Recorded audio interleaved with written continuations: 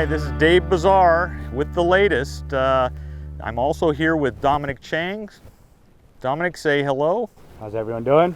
So we were going to show you another explanation with Conrad about fertilization of the almond flower, but Lewis Gill thought that this might be a little more timely to talk about checking bees. So we're out here in our 4-year-old ranch, pretty proud of how big those trees look if you see them in the background.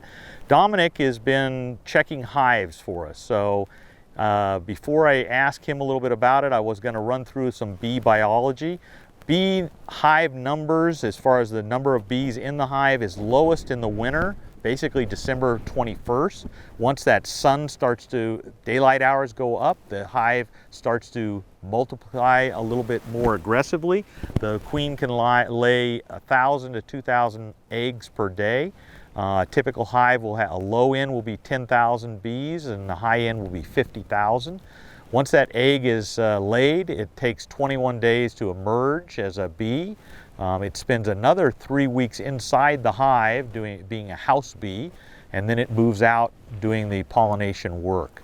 So this time of year, Dominic, why don't you explain what you're doing for the almond company? So we're going around checking hives, making sure that we have the proper amount of bees in each hive. So what we do, we go through and we'll drive to each drop and we'll check one hive per pallet.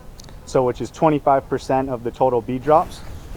And what you do, you crack it open and you'll look in there and make sure that each frame is 2/3 covered. And if it's not, it's not considered a frame. And it's important to catch it early because we've just started the bloom. And so you've come on some of our drops that have been weak, haven't they? Yeah, a little poor, about 4 to 6 frame average. Yeah. So, and that's given us time to talk to the beekeeper about it. In that case that Dominic found, they brought in a new load of bees, and you're paying probably 15% of your annual budget, big line item for these bees. So you want to make sure that they're ready to go right now, not checking them after the bloom has occurred. So you want to go take a look at some and show us how you do it? yeah, let's go have a look.